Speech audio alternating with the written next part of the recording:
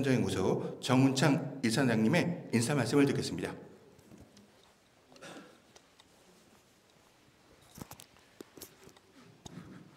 네.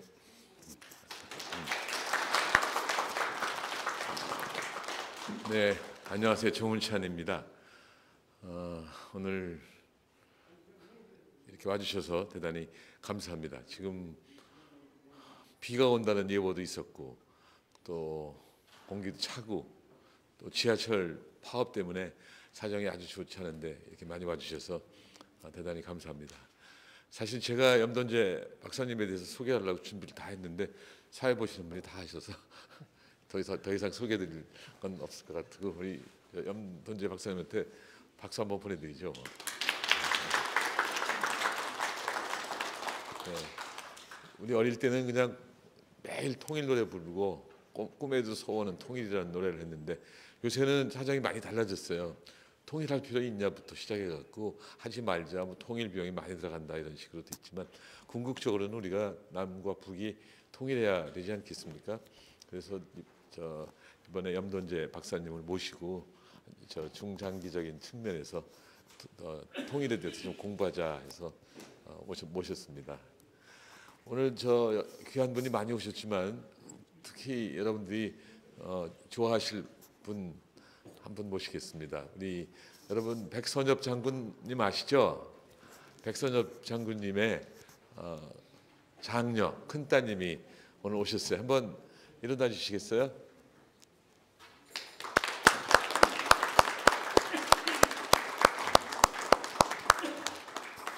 백남희 여사신데 이렇게 와주셔서 고맙습니다. 다른 분들은 또 천천히 소개하기로 하고 남궁법 사장도 처음 왔어요?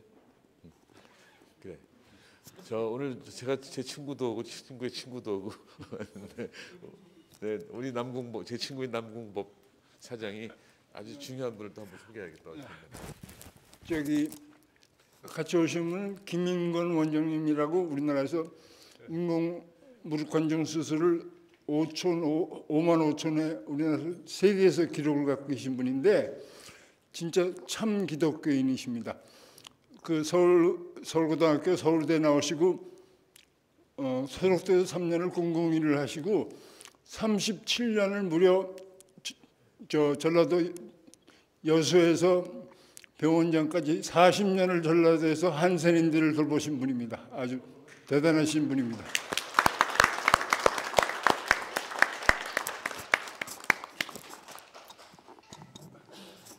그리고 오늘 서프라이즈로 박준영 지사님이 오셨어요.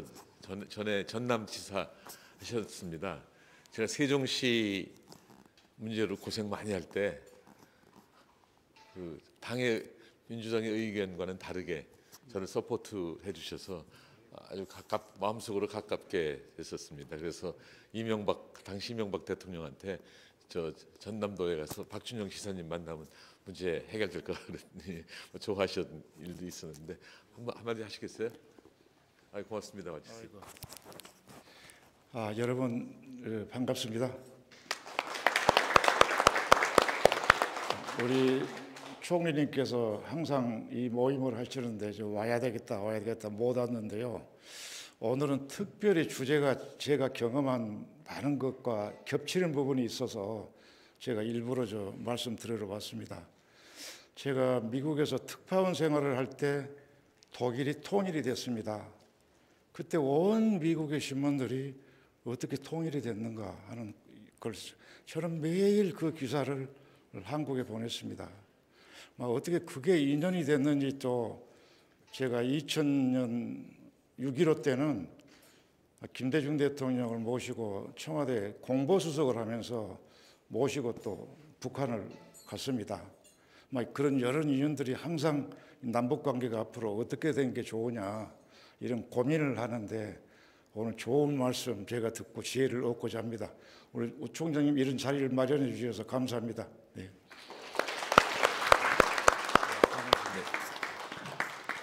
귀한 분들이 굉장히 많이 오셨습니다만 제가 정부에서 일할 때 총리할 때 저하고 제일 가까운 스태프가 오셨어요. 이병국 실장 지금 당시에 실장인데 지금 세종텔레콤 사장하십니다. 네, 한 말씀 하십시오. 총리님 모시고 저는 저 새만금 사업을 했었고 그 초대 새만금 개발 청장직을 또 올해 좀 수행을 했습니다. 요즘은 많이 삐그덕거립니다만은 우리 총리님께서 많이 지도해 주셨고요. 지금은 세종텔레콤이라고 코스닥 상장사의 대표이사를 맡고 있습니다. 앞으로 안 빠지고 와서 자주 뵙겠습니다. 감사합니다. 새만금 일을 굉장히 열심히 오래 하셨지만 최근에 잼버리 대회하고는 전혀 관계 없습니다. 그런 확실하게.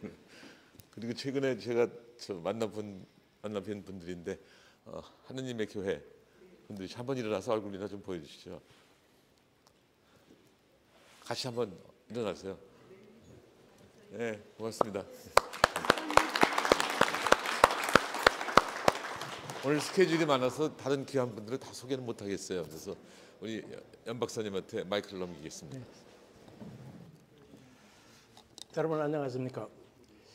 원래 통일, 안보 이런 것은 사실은 좀 지겨운 별로 재미없는 주제인데 이걸 갖고 여러분 모시게 돼서 조금 송구스럽고 그렇습니다. 그런데 사실은 제가 정운찬 총리님께 나이키의 독일 통일 강연 좀 하게 해주십시오 하고 청을 드렸습니다. 그 이유는 적어도 우리 국민, 더더구나 지식인이라면 가장 정확하게 알고 있어야 될 중요한 일 중에 하나가 독일 통일입니다.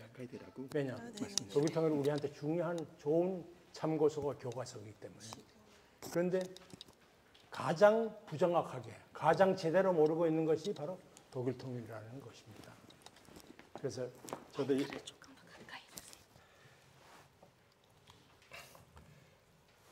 제가 한 30년 전부터 독일 통일 바로 알리기 전도사를 상당히 했는데 그동안 문재인 정부 이렇게 있고 있어 그동안 그게 중단이 되고 이래서 아직도 우리 대부분의 보통 사람뿐만 아니라 중요한 남북 관계, 안보 관계 다루는 학자들도 독일 통일에 대해서 정확하게 모르고 있는 것이 많을 겁니다. 여러분들 아마 제 얘기 들으시면 내가 평소에 알고 있는 건 하고 많이 다른데 이렇게 생각하실 겁니다. 오늘 어떤 것이 다른지 한번 보시는 게 좋겠습니다. 독일이 통일됐을 적에 이 독일 언론의 보도 내용을 보면 이거 크게 써있는 건 이건 저 신문 이름이고요. 나머지 아주 작게 통일의 날에 이렇게 작게 보도가 됐습니다. 그런데 우리 언론에 보면 아주 독일 통일로 도배를 했습니다. 왜냐? 우리보다 훨씬 어려울 거라고 생각되던 독일 통일이 이루어졌으니까 한반도 통일도 멀지 않았겠다 하는 그런 기대가 있었기 때문입니다. 그런데 지금 독일 통일 후에 33년이 됐습니다만 지금 상황은 어떻습니까? 우리 정부는 동서독 간의 화해 협력 관계, 불안태의 동방 정책이 바로 독일 통일의 밑거름이 됐다고 생각해서 북한하고 남북 기본 합의서 체결하고 한반도 비핵화 선언을 공동같이 서명을 했습니다. 그리고 우리는 거의 7조 원에 달하는 그 경제 원조를 북한에 제공을 했습니다. 그런데 지금 30년이 지난 다음에 보면 어떻습니까?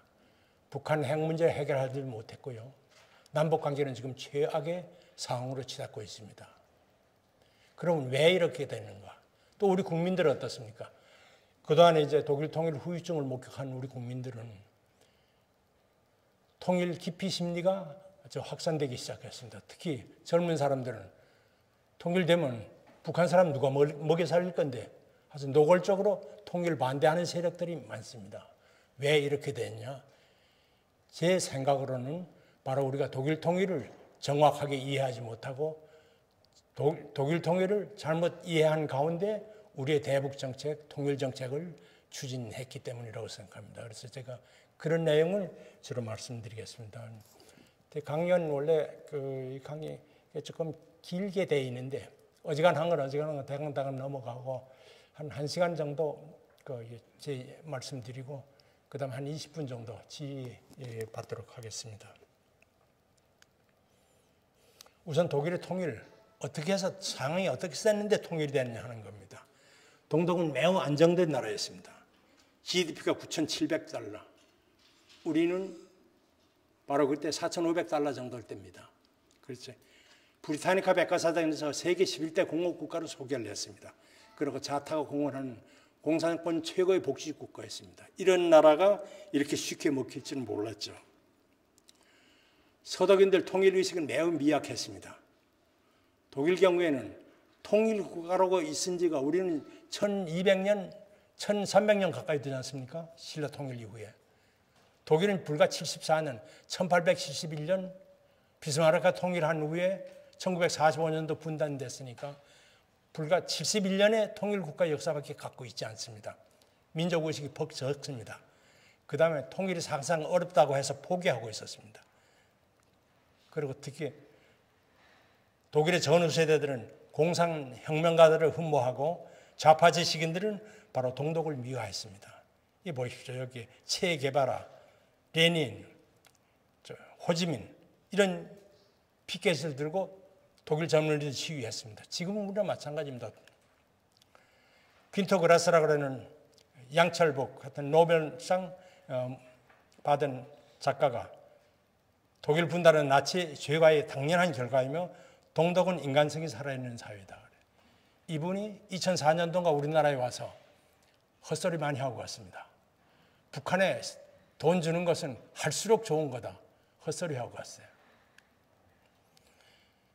통일에 대한 동서독의 입장이 서로 다릅니다. 우리는 통일하면 남도 북도 우리의 소원은 통일. 그건 갑치합장하지 않습니까? 독일 경우는 전혀 다릅니다. 독일은 서독은 통일을 헌법적인 의무로 기본법 전문에 규정하고 있습니다. 그런데 동독은 사회주의 독일 건설이 국가 목표입니다. 그래서 서로 교류 협력하는 것도 통일하자고 한 것이 아니라 서독은 분단을 잇는 작은 다리, 또 스몰 스텝이라고 해서 작은 걸음 정책이라고 이렇게 생각을 했는데 동독은 분단을 공고히 하는 벽돌이라고 생각했어요. 왜냐하니까 동독하고 서독이 서로가 이제 정상회담을 하고 그럼 또 합의서를 체결하고 조약을 체결하고 이러면 동독이 별개의 국가로서 확고하게 인정받는다는 거죠. 더더구나 독일은 우리하고는 다른 점이요. 통일을 하려고 그러면 2차 대전 전승 4대국의 동의가 반드시 있어야 됩니다. 1952년도에 영국, 프랑스, 미국 세 나라하고 같이 독일 조약을 체결해갖고 그 조약 내용을 보면 전체로서의 독일과 베를린에 관한 사항은 2차 대전 전승국이 책임과 권리를 갖는다 이랬습니다. 그렇게 되어 있기 때문에 결국은 이렇게 2차 대전 전승 4대국의 동의 없이 통일을 할 수가 없습니다. 그럼 통일해버리면 되지 않냐 그런데요. 왜 그런가 하니까 베를린은 통일이 되기 전까지 독일의 영토가 아니었었습니다. 여러분들 잘 모르겠지만 2차 대전 전승 4대국, 3대국이 거기 점령을 하고 있었어요. 그 군인이 12,500명이 주둔하고 있어요. 영국군, 미국군, 프랑스군이. 그런데 어떻게 통일을 하겠습니까? 더더구나 동베를린에는 바로 소련군 48만 명, 거기 군속 가족 16만 명 해서 54만 명이 주둔을 하고 있습니다. 동의 없이 통일이 되겠습니까? 더구나 이제 프랑스, 영국, 독일 통일 성인할 가능성이 거의 없다고 보였습니다. 프랑스와 모레학이라고 우리나라에 보면 이어령 씨 같은 분 독일에 있는 작가이자 이제 그런 분인데 이분이 한 재미있는 얘기가 있습니다. 나는 독일이 좋다. 그래서 독일이 2개 있는 것이 좋다. 또 영국의 히드 수상은 이렇게 얘기했습니다. 아주 공개적으로. 내가 통일을 바란다는 것은 통일 가능성이 없기 때문이다. 그래서 바로 빌리 브란트라고 하는 여러분 잘 아시는 독일 통일의 아버지라고 한국에서 생각하는 그분들은 통일은 평생의 망상이라고 그랬어요. 절대 불가능하다고 보고요. 브란트의 동방정책이라는 것은 통일을 하자는 정책이 아니라 바로 분단의 평화적인 관리 정책이었었습니다. 우리는 그것부터를 잘 모르고 있었습니다. 그럼 독일이 어떻게 통일되느냐? 아주 간단합니다. 동독 지민 시위로 동독 공산정권이 무너졌다. 그 다음에 자유선거 기회를 갖게 된 동독 주민들이 동독 따로 살려서 살지 않고 서독에 편입하겠다. 그렇게 결정을 했고요. 그 다음에 서독 정부가 기민한 외교를 통해서 2차 대전 전승 4대국의 동의를 얻은 겁니다. 심플합니다. 우선 동독 공산정권이 붕괴된 과정을 보면요. 엉뚱하게 헝가리에서 시작이 됐어요. 헝가리가 헝가리가 그때 개혁 정부가 들어서서 이제 개혁 자기 확실히 하겠다는 다시 공산사회로 돌아가지 않겠다는 의지를 표시해야 돼요. 그러니까 외국에 투자를 받아들이고 교역을 하려고 그러면 그렇게 해야 되거든요. 언제 그 투자를 했는데 공산도 체제가 돼갖고 바뀌면 안 되지 않습니까? 그러니까 확고한 의지의 표시로 헝가리하고 오스트리아의 국경에 있는 국경 철조망을 걷어냈어요. 그런데 동독 사람들도 헝가리는 공산국가이기 때문에 자유로운 여행이 가능했어요. 거기 갔던 사람들이 그를 통해갖고 헝가리를 통해서 국경선이 다 열렸으니까 오스트리아를 거쳐서 서독으로 왔어요. 하루에 몇 명지 왔는지 아십니까? 우리 지금 50년 동안 완 탈북자가 3만 명 되지 않습니까? 하루에 2,000명씩 넘어왔습니다. 어마어마한 숫자가. 그러면서 그 다음에 이제 고르바초프가 또 그 동독 공산정권 40주년 기념 행사에 와서 재를 뿌렸어요. 뭔가 하니까 늦게 오는 자는 인생의 벌을 받는다, 이런 러시아 속담이 있습니다. 그 속담을 인용해가면서 빨리 개혁하라고 그랬어요. 그러니까 촛불 시위가 급속 확산됐고, 그 다음 베를린 장벽이 붕괴돼서 4달간에 34만 명이 탈출을 했습니다.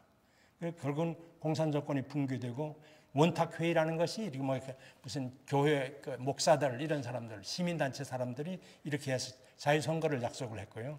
그런데 정권 쉽게 내놓지 않죠, 이 사람들이. 이 사람들이 그렇게 하게 된 이유는, 잠깐요. 바로 여론조사를 해보니까 통일을 천천히 하겠다는 3인당 지지율이 53%고 신속한 통일을 하겠다는 기민당의 지지율은 7%밖에 되지 않았어요. 그러니까 사람들 마음 바뀌기 전에 빨리 통일해야 되겠다, 빨리 선거해야 되겠다 해서 원래 6월 달에 예정되어 있던 선거를 3월로 당겨서 선거를 치루었습니다. 그런데 결과는 달라졌습니다. 이 국경 개방한 이게 아주 역사적인 사진입니다. 이게 촛불혁명의 성지라고 하는 니콜라이 교회고요. 그럼 고르바초프가 개방 정책 추진했고,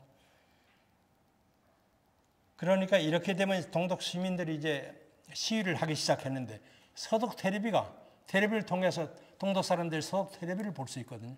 시위 현장을 다 갔어요. 내가 그 통일이 되고 나서 동독 사람들 와서 많이 만나봤는데 어떻게 당신들 그렇게 용감하게 시위를 했느냐, 그러니까 맨 처음에 겁이 나서 못했다는 겁니다. 그러니까 1953년도에 베를린에서 노동자 봉기가 일어났을 적에 소련 탱크가 나와서 230명을 깔아 죽이고 진압이 됐거든요. 그러니까 이제 그렇게 안 된다 이렇게 생각을 했는데, 하나 보니까 조금씩 하는 것이 괜찮다라는 거죠. 그래서 총도 안 쏘고 그래서 했다고 그럽니다. 그런데 이런 혁명기에는요, 국민들이 무슨 정치인 서로 간 무슨 이념 그런 거 필요 없습니다. 생활 자기하고 직결된 분노가 있어야 돼요. 어떤 분노가 있어야 하니까 그 동독 그 고위층들 살던 구역이 있습니다. 거기에 호허주택 이런 것도 다 텔레비전 보여주고요. 그 다음에 동독 관리들이 그 외야 확보하기 위해 갖고 자연사 박물관에 코뿔소 뿔도 팔아먹고요. 문화재도 팔아먹고, 그 다음에 호네카 부인이 한 달에 한 번씩 파리에 가서 머리 손질을 한다는 소문까지 났어요. 그건 나중에 사실이 아닌 가 밝혀졌습니다. 우리나라 교회도 마찬가지예요. 그게 결정적으로 시민들을 흥분하게 했습니다. 그래서 바로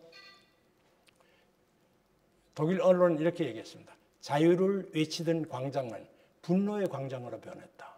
이래야지 행동이 된다. 분노가 생겨야지 행동이지, 자유를 쟁취하기 위해서 혁명은 나지 않는 겁니다.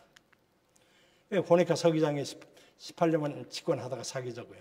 그 다음 베를린 장벽이 붕괴가 됐어요. 하나님께서는요, 독일 민족에 큰 행운을 두게 해주셨어요. 뭔가 하나는 18년간 집권하던 호네카 서기장에 췌장암이 걸렸어요. 그래서 한 2달간 일을 못할 정도예요. 그러니까 심신이 아주 지쳐졌죠. 거기다가 이제 샤보브스키라는 여기 있는 이 사람인데, 이 사람이 정치구원을 이제 공부 담당 정치구원을 임명했는데, 이 사람이 임명된 다음 날에 어떤 발표를 한 거가 여행 자유화를 여행 규제를 완화한다는 발표를 했는데, 이 사람이 조금 경솔한 그런 사람입니다. 좀 다변이고, 이 사람의 이태리 기자가 물었어요. 언제부터 우리가 자유로운 여행 가능하냐니까 지금 당장. 그래서 그러니까 그걸 동서독 텔레비를 보고 다 동독 사람들이 봤거든요. 그러니까 국경에 지금 당장이니까 국경에 가서 몰려갔어요. 그런데 국경 초소에 있는 사람이 10명밖에 되지 않습니까? 그런데 3,000명, 5,000명, 10,000명이 와갖고 문을 열라고 하면 안 열 방법이 있나요? 그게 다 열었죠. 그래서 베를린 장벽이 무너진 거예요. 그래서 하나님께서는 두 사람의 영웅을 보내서 독일 통일을 가능하게 그런 행운을 주신 것 같습니다. 이렇게 하니까 서독 사람, 동독 사람들이 전부 이제 서독으로 도망갔죠. 그러니까 언제 또 소련 탱커가 나타나서 국경 폐쇄할지 모르니까. 그럼 그다음부터 우리는 한국민이다. 우리는 국민이다. 주권자인 우리는 국민이다 하다가 우리는 한 국민이다. 이죠. 통일하자 그런 얘기입니다. 그다음에 선거에서 동독 주민들이 서독에 편입하는 걸 선택했다. 아까 얘기한 대로 신속한 통일을 약속한 독일 연맹에 승리를 했습니다. 선거 전에 이렇게 되는데 이게 역전이 됐어요. 왜 이렇게 역전이 됐느냐? 갑자기 두 가지 요인이 있습니다. 하나는 언제 소련 탱크가 다시 나타나서 상황이 변화할지 모른다는 걱정. 또 하나는 하기 전에 선거 일주일 전에 콜 총리가 결단을 내렸습니다. 동독하고 서독의 통일이 되면 화폐 교환 비율을 어떻게 해야 되냐. 원래 화폐 공식적으로는 화폐 교환 비율이 1대4예요. 서독 화폐 1마르크에 동독 화폐 4인데 암시에는 10대1이거든요. 그런데 1대1로 교환해 주겠다고 그랬어요. 그래서 동독 사람들이 헷갈아 변해버린 거죠. 그리고 결국은 7월 1일 날 화폐경제사회통합조약을 발효하고 이제 통일조약 체결하고 통일이 달성됐습니다. 아주 빨리 됐죠. 이 자유선거 청구 이렇게 했는데 재미있는 것은 이제 동독의회가요. 통일 전날에 바로 독일 민주공화국은 이제 소멸합니다 하고 자살 결의를 했어요. 얼마나 평화적인 통일이었습니까? 이건 동독이 이제 그렇게 되니까 서독이 이제 기민한 외교를 통해서 전승국의 동의를 확보했는데 콜 총리가 베를린 장벽 무너지고 나서 불과 20일도 안 돼서 베를린 장벽 붕괴를 통일과 연결시키겠다는 바로 쉽게 한 계획을 발표했어요. 그때는 이게 엄청 어려운 일입니다. 왜냐하면 독일 책임 있는 정치가들 입에서 통일, 민족 이런 건 절대 입 밖에 내서는 안 되는 겁니다. 나치에 그걸 다시 망령을 다시 불러온다는 거죠. 그런데 콜 총리가 이걸 이렇게 갖고 통일과 연결시키겠다고 그렇게 발표를 했어요. 그러니까 이게 얼마나 중요한 건가 하니까 콜 총리가 한 4시간 전에 미국엔 통보를 해주고요. 자기하고 집권당이 같이 연립정부를 했던 그 외무장관, 켄시아 외무장관한테는 알려주지 않았어요. 그리고 그 발표를 어떻게 하는가 하니까 보좌관에 써온 걸 갖고 자기 친구 2사람하고 이렇게 문단을 다듬어서 콜 총리 부인이 닫았었어요. 이게 얼마나 어려운 결단인지 알겠죠. 결국은 프랑스는 미국이 설득하고 이렇게 돼서 하여튼 자지간 이게 독일이 통일이 됐습니다. 미트란 대통령 독일이 통일되려고 그랬는데요. 미트란 대통령하고 콜 총리가 각 국가 수반으로서 한 80번 정도 만났어요. 엄청 친한 사이예요. 그런데 독일이 동독이 무너지려고 그러니까 미트란 대통령이 딴전을 피우는 거예요. 동독 가서 우리가 지원해 줄 테니까 무너지지 말라고. 통일하지 말라고. 그 다음에 대처 총리가 노골적으로 대처 총리는 나중에 자선을 썼어요. 내가 독일 통일을 막기 위해서 나로서는 할 수 있는 건 최선을 다했는데 막지 못했다 그랬어요. 콜 총리가 눈부시 가는데 그 통일 외교를 했는데 단 1년 동안에 부시 대통령하고 10번 만났어요. 미트랑 대통령하고 14번 만났어요. 여러분이 보시지 않습니까? 정상회담이 이렇게 하는 거죠. 이게 바로 국력이죠. 이게 바로 외교력이죠. 우리처럼 무슨 포도주잔 부딪히고 그래갖고는 안 되는 거죠. 바로 저런 능력이 있었기 때문에 통일이 가능했던 거죠. 독일 통일의 날이 될까요? 그다음 통일 후에는 체제 통합 과정 아주 심플해요. 통일 다음 날부터 동독 지역에다 서독법을 완전히 적용하고 서독 사람들이 받는 사회보장 혜택을 완전히 동독 주민들한테 했습니다. 단지 하나 법 이렇게 하는 것은 동독 사람들이 법을 잘 모르니까 세상 이 독일 사람들이 교통 규칙도 다 달라요. 굴뚝 소지하는 규정도 달라요. 어떻게 적응을 하겠습니까? 그러니까 그렇게 적응 못할 부분을 이제 쭉 통일 조약에 명기를 했어요. 통일교의 명기한 게 어떻게 이런 건 언제까지 유예한다는 게 그게 700페이지짜리예요. 그걸 그렇게 만들어서 통일을 한 거예요. 그럼 그다음 뭐 동독 사람들 다 소독 국민으로서 대접하고 뭐 이렇게 된 거죠. 가장 먼저 착수한 것이 문해제 이런 거죠. 이건 유실되면 영원히 복귀할 수 없다는 거. 참 독일 사람들이 현명합니다. 통신시설 엄청 검색하고요. 독일 통일이 어떻게 됐느냐 하니까 바로 동독이라는 형편없는 공산정권을 지탱시켜주는 것이 두 개의 기둥이 있습니다. 하나는 소련 탱크의 힘이에요. 53년도에 베를린 봉기를 탱크로 밀어붙였던 그거. 그 다음 바깥으로는 동독 사람들이 도망 못 가게 베를린 장벽을 구축한 거. 이 두 가지가 바로 동독 공산정권을 지탱시켜줬던 그런 그겁니다. 그런데 이게 두 가지 갑자기 없어지니까 통일이 될 수밖에 없죠. 직접적인 가장 큰 것이 뭔가 하니까 소련의 개방입니다. 그 브레즈네브 독트린이라고 여러분들 아시겠지만 소련이 동유럽 국가가 뭐 어떤 봉기거나 할 때 개입했던 것이 바로 브레즈네프 독트린입니다. 동유럽 국가, 우방 국가의 동맹 국가의 어떤 문제는 바로 모든 동유럽 국가, 소련을 비롯해서 그 사람 같은 문제다. 이래서 개입할 수 이렇게 해서 개입을 하게 됐어요. 그리고 또 한 가지는 헝가리, 폴란드, 체코, 루마니아가 동독 이전에 벌써 탈공산혁명이 됐어요. 그 다음에 이제 코hl 총리가 적극적으로 대응을 했고, 그 다음 미국이 적극적으로 지원을 했었습니다. 결국은 동유럽 변화의 주역은 고르바초프 대통령하고 여러분 잘 아시는 폴란드 자유연구소 이런 사람들이 한 거죠. 그럼 부시 대통령이 적극적으로 지원을 했죠. 장기적으로 뭐냐 하니까 서독이 바로 동독 주민들이 동경 대상이 되도록 그렇게 건설했죠. 민주주의, 발전된 민주주의, 경제협력, 경제번영, 그 다음에 사회 안정 그런 거죠. 그 다음에 이제 원칙을 고수한 서독 정부의 내독 정책이라는 건데 이거 참 많아요. 그런데 두 가지 영토조항이라는 게 있는데 기본법 23조에는 독일의 영토는 어디 서독 영토라 이야기하고 그 다음에 수복되지 않은 다른 지역에는 그쪽에서 가입하면 한다. 그런 것이 바로 동독의 5개주 이런 것들이 이제 가입하면 될 수 있도록 길을 열어놨어요. 그러니까 동서독 기본 합의서 체결할 적에 동독이 그거 없애라고 그랬어요. 너희들 우리 먹자는 얘기 아니냐. 절대 안 했었어요. 그 다음에 국적조항에 이게 1937년도 12월 31일부로 독일 국민이었던 사람은 다 독일 국민으로 서독 사람으로 이렇게 취급을 했어요. 얼마나 웃기는 일이 있는지 아십니까? 동독 사람들이요. 서독에 이제 친척 만나러 왔다가 프랑스 구경 가려고 그러면 가서 동독 여권 주고 서독 외무성에서 여권 받아갖고 프랑스 구경하고 그거 반납하고 나중에 여권 찾아가고 이랬어요. 그런데 바로 이 두 가지를 동독 정부가 엄청 이걸 없애라고 그랬는데 단호하게 거절했어요. 그래서 결론적으로 이게 그 동북 탈출자, 그 전원 수용하는 거 이런 거, 그 다음에 이제 뭐 나중에 통일을 쉽게 하는 거 이런 것들이 결정적인 기여를 하게 된 겁니다. 그 다음에 뭐 서독의 동독 주민들 고통 완화를 적극적으로 노력했다고 그러는데 여러분들 또 하나 우리 보통 많은 사람들이 모르는 것이 이겁니다.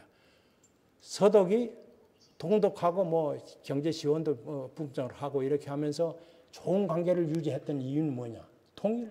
절대 정일이 아닙니다. 단 하나 목적. 인간을 위한 배려예요. 인간에 대한 배려 때문에 그래서 동독하고의 관계도 개선하고 이랬지 통일을 하려고 그랬던 것도 아니에요. 가장 큰 목적이거든.